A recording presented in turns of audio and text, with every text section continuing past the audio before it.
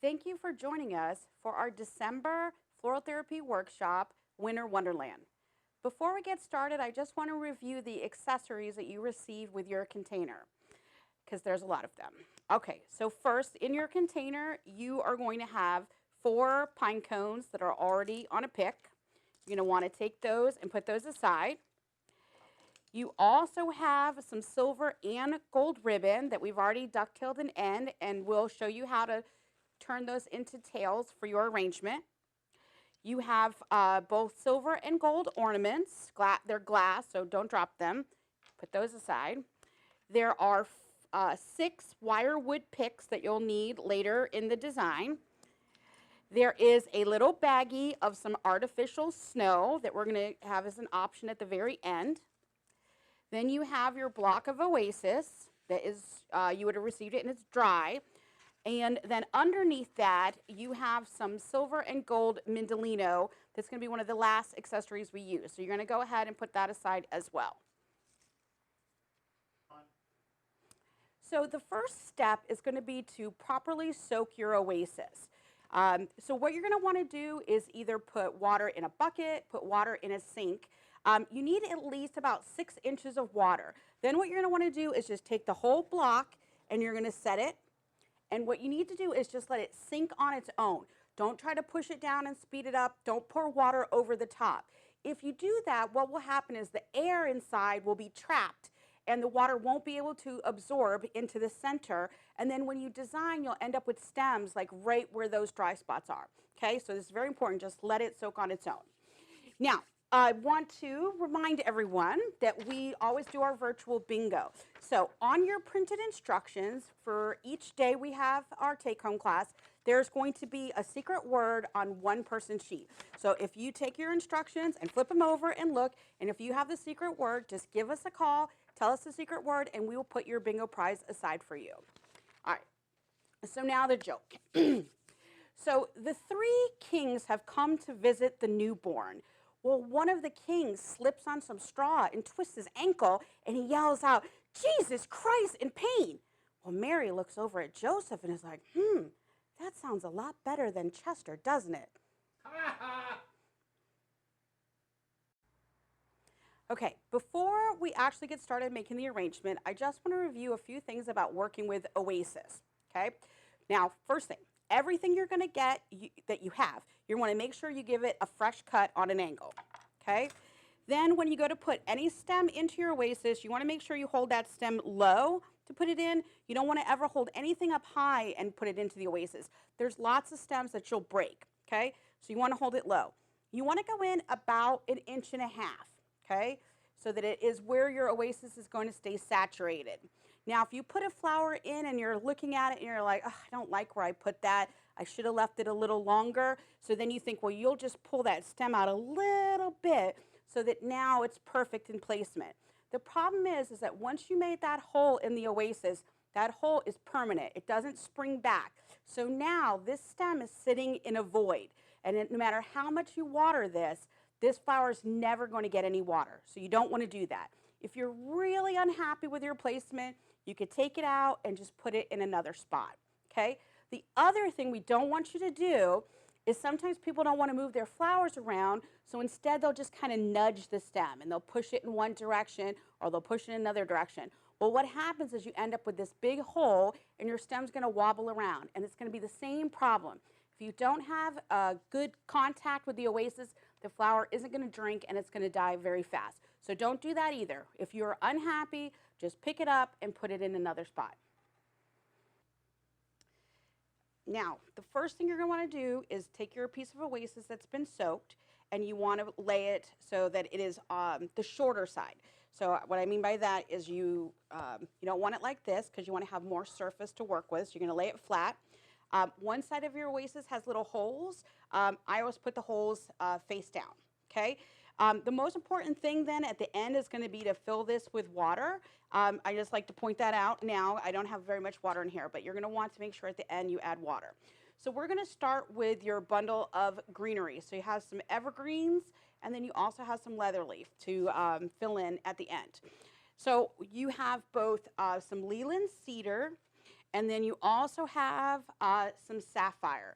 So I normally put both of these in at the same time. I don't do all my cedar or all my sapphire and then switch. I find it a little easier to get a better mix if I use both of them at the same time. Now, what you're going to want to make sure you do is when you cut, you're going to see that you have needles still on your stem. And you don't want to ever put needles into your oasis because it's not going to stay in there very well. Now, this is a square container, but depending on your table or wherever you're going to put it, whether you're putting it on a coffee table, a side table, if you're putting it on your dining table, you may want it to be more elongated. You may want to make it more round. If you're going to put it up against a wall, you may want to put it, one-sided. That's going to be totally up to you. I am going to make this so that it is kind of a classic centerpiece style. So I'm starting with my first piece of sapphire. And like I said, I'm just going to keep cleaning these and adding them in. And you're going to want to go ahead and start doing that because this part is what takes the longest in this design, is getting the evergreens in. Like I said, you have 4 stems of the sapphire and you have 5 cedar. They're going to be all a little bit different in their size and fullness. So you want to make sure you put some in the top of your oasis. Doesn't have to be too tall there unless you really want it to be. I'm going to start there. And then I'm going to add some cedar. So cedar is great. It has a nice little bit of a cascade to it. So it works great with this container for your centerpiece. I'm going to just continue around.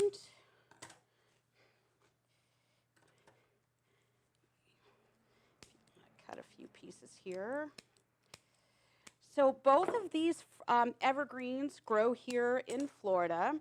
So we try to pick the foliage that's going to do the best in our climate. And both of these do.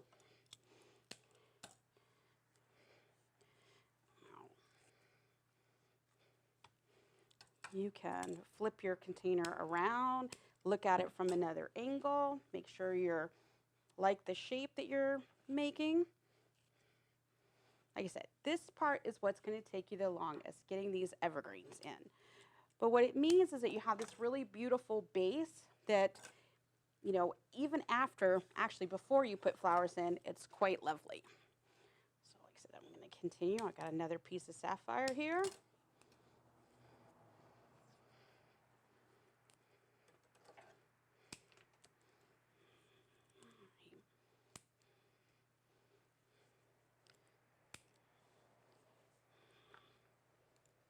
Let's get these. Now, if you end up that as you're going along with this, you get it totally covered with your evergreens and you still have some left, by all means, do not feel that you need to stuff all of it in there. Since we're doing this remotely, we try to err on the side of more than what you need since we can't just hand you another stem. So if you end up, like I said, where you think you're totally covered and you still have more, like I said, just put it aside and don't add it. You can stick it in a bud vase and put it on a mantle if you have one. All right, back to another sapphire. So I've got 2 sapphire in here, and this is the 3rd one. And I got 2 cedar in there already.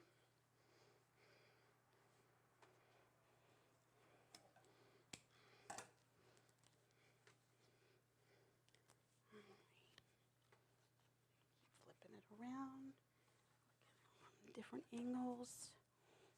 Ooh. Lots and lots of evergreens.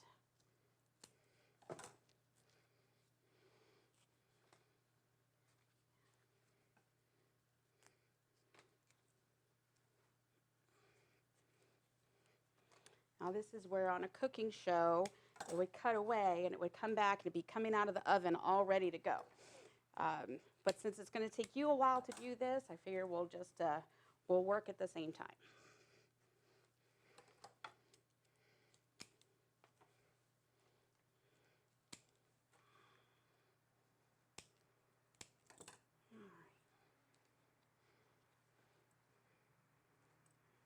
Mhm.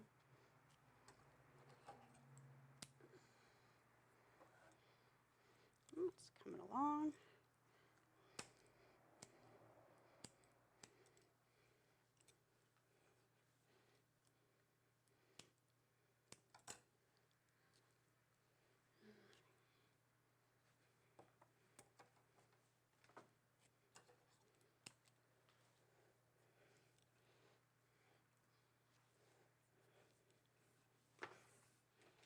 All right.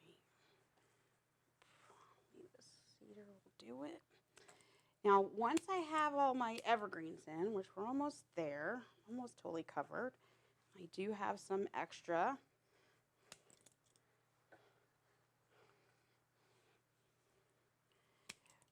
We have given you two stems of leather leaf. And the reason for that is I know someone is going to make theirs really, really long.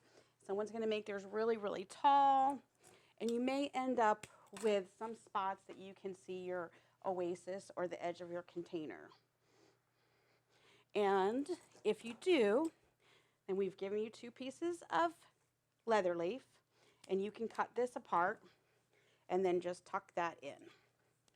And that's going to, like I said, give you another texture, another leaf shape, because it's obviously very different than your two evergreens. That will help cover that. Get my other one.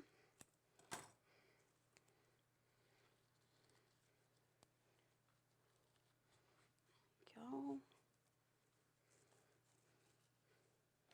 And we are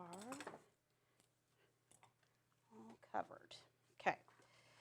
Now, because we have a lot of accessories, instead of waiting until the end, I'm going to go ahead and add my pine cones and my ribbon now so that I know that they have a space. Sometimes we do the flowers all first and then people have no idea where to put their pine cones. So I'm going to go ahead and take my pine cones. Now you can do these however you like. If you like them just kind of evenly spaced out, you can do that. If you're someone who likes things more asymmetrical, you can do one, and then I can, group these other three together on this side. However you like, they're your pine cones, okay? Then the next thing is you have silver and gold ornaments. Since we couldn't have you here to select, we have given you the two metallics to work together. So what I'm going to do is I'm going to take the one silver and one gold, and I just have the wires twined together, and I'm going to go around one of these wire wood picks and use that little skinny wire to attach it. Now what that's going to do is just make it so that I can put this in my arrangement and it's going to stay put. You can put them in both gold together, both silver together. You could put all four together, whatever you like. But you do need to put it on this wood pick. This skinny wire that they're on already, it's not going to stay in your oasis very well, and they'll most likely fall out, which we don't want because they are, like I said, glass and they will break. Okay, so I have 3 pine cones over here with 2 of the ornaments and 1 on the opposite side. Now the next is you have some pre-cut ribbon, and we're going to turn these into what we call a loop with a tail. So I'm going to do this a couple of times just because I know when we do it even here in class sometimes it goes a little too fast, but you can pause me, rewind, and watch it again. Okay, so the ribbon is already duck-tailed at one end. So what we're going to do is, all right, I'm going to make a loop like so with the top of the ribbon facing out, okay? One seems to be a little shinier than the other on the silver. The gold looks the same on both sides. So once I make that loop, I'm going to then turn the loop towards the tail, okay? Towards this piece here, okay? So see, just into a loop and towards the tail. Then I'm going to cluster that ribbon together so that then I'm going to take the wire wood pick and go around the bottom so that now I can also put this in the arrangement. Now you have 4 of these, so I'm going to do all 4 first. So loop towards the tail and then cluster together. Next pick. Now if you don't want to do a loop and a tail with it, You can also just do what I call two tails, which would be like that. And you could attach like so, so that you just have two tails if you don't want the loop. And the ribbon is all wired, so you'll be able to shape it however you like. I will go ahead and do just the two tails, and then I have two loops as well. All right, now, again, I'm gonna go ahead and put these in now, but if you want to wait until the end and decide where you wanna put them, you can do that. You could put them now, and if you change your mind, once all your flowers are in, you could change them, you could move them. Since it's just on a wood pick, it's not a big deal. Let me flip this around to the other side.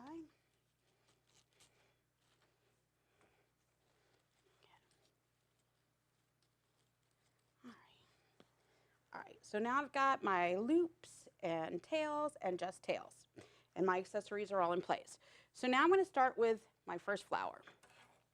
So you have 3 stems of snapdragons, and your snapdragons are going to have this little bit of foliage on the stem. You want to pluck that off. That foliage is real papery, and anything papery is going to kind of turn gray and then dry, so it's not going to be pretty. Now, let me flip this back towards myself. Now, I am going to cut, again, on an angle, and I am going to go off to one side with my snapdragons. Now, I know some people like things very balanced. I tend to like things clustered. So it's completely up to you which way you go with your snapdragons. If you want to spread them all around, you can do that. For this arrangement, I'm going to cluster them after I take off the greenery. Now, if your table is really long and you want to elongate here, this would be a good opportunity to elongate. All right. Then our next flower. You have 2 stems of, these are called winky white dendrobium orchids. Get mine untangled. And again, this is another really long flower, so you have the opportunity to really elongate your centerpiece. What I'm going to do is I'm going to trim this into 2 pieces so it's not so long, and I'm going to go opposite kind of my snapdragons. Let me get that in there. And let me get my other one.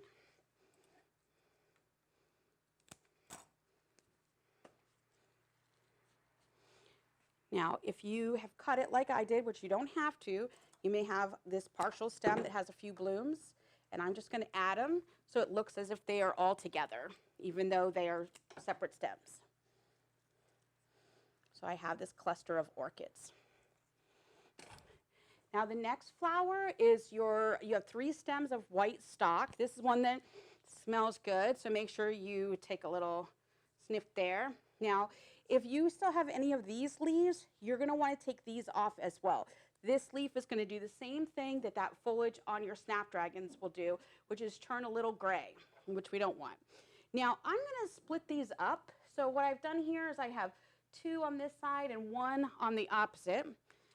Let me get this one in, and then I can flip it around.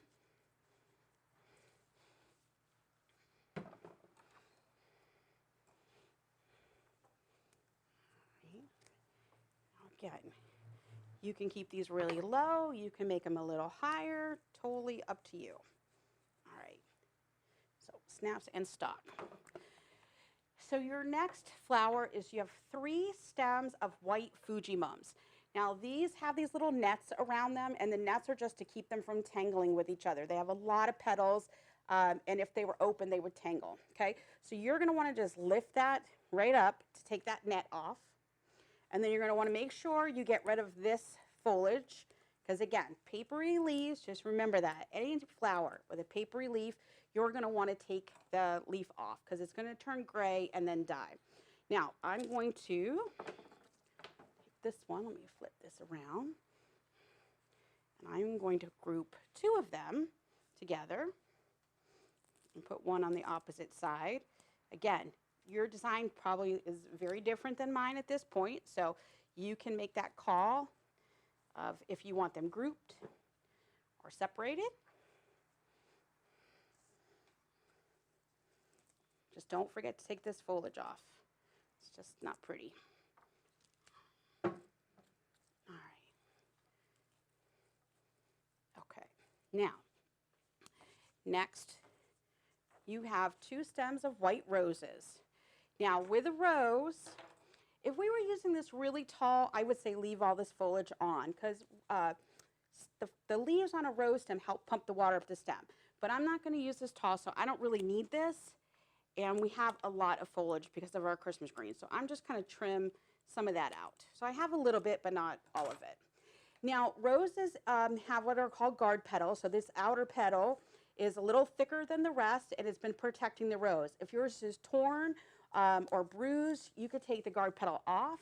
If it's not, then I would leave it on because it helps support the bloom as it opens. Now, with a rose, the most important thing is going to be to cut and place.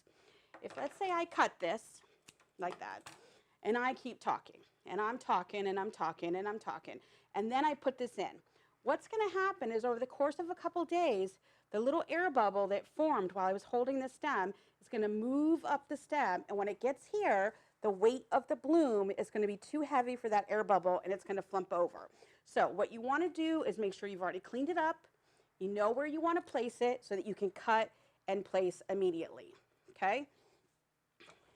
So clean it up, take off any excess foliage that you don't need, anything that's torn, get rid of any guard petals if you've got them, and then you can go ahead, cut and place. So I'm trying to give them a little bit of room because they're going to open and they're going to fill in here. So then the last flower that you have, these are called Star of Bethlehem. And I know right now they don't look like a whole heck of a lot because I always say they look like asparagus until they actually start doing their thing. All right, so I'm just taking off some of the little sheeny around it. Okay, so this flower is just going to bloom from the bottom all the way to the top. It's slow, but it will do that, and you will see that over the course of the next week. Now, these can go wherever you like. I want to be able to see those little blooms as they come up, so I don't want it too tall, but I also don't want it buried down in with the rest of the flowers because then you'll miss that. You won't see it. So let me just clean that up a little bit.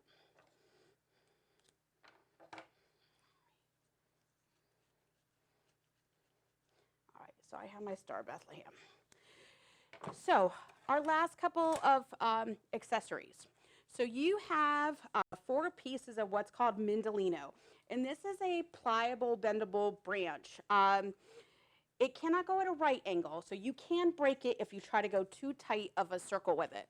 So what I have done here is what's called caging. So you don't have to cut it, obviously it's not fresh, but you want to put that so that it's in your oasis deep enough that it's not going to just spring right up.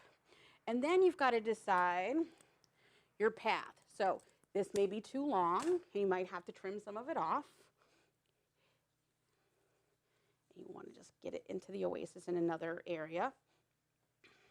Then I like when it's crisscrossed.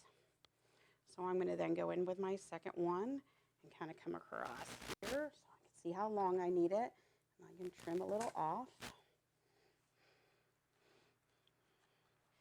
Put that in. And then let me get the next one.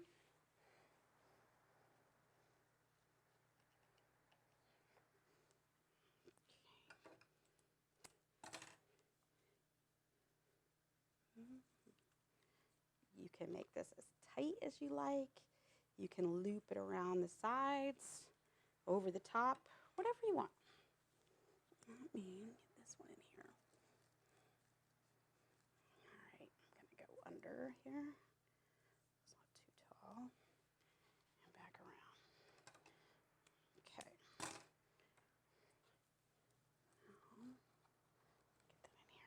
Okay. So now I have my caging, or sometimes they call it sheltering. All right, so the last thing, because this is called Winter Wonderland, and although it has been nice and cool this week, we certainly are not going to see any snow. I say that, but it's 2020, so perhaps we will see snow. So this is an artificial snow, and what you would need to do if you want it to stick to your arrangement is you just need a spritz bottle with just regular water. And so you can spritz your greenery, your flowers. I really like it on the pine cones, and I really like the snow on the ornaments. You can also put it on your flowers, but your flowers are white. So where you're going to see it most is going to be if you put it to your foliage and then your pine cones. So once I have it spritzed, I can take this out and just kind of lightly dust on my pine cones, on my ornaments, a little bit on my greenery. Let me get it over here. And then what will happen is as that water dries, it will keep the snow where it is. Like right now until it dries, it's going to move around. So I would not move my arrangement for just a little bit so that you can, so it doesn't end up all over the place. Okay, so that's everything. The snow is optional. You don't have to put it in if you're worried about making a mess with it. And again, the most important thing is going to be to add water when you finish this, and then make sure you add a little water every day. Just reach your finger in right to the edge of your container, and if you don't feel water, you're going to want to add it. You've put all this greenery and you've put all these flowers in, so you know there is a lot of product in here. So especially in the first 2 days when it's at room temperature, it's going to drink the most. So make sure you're very attentive on those days. So thank you for participating and have a wonderful holiday.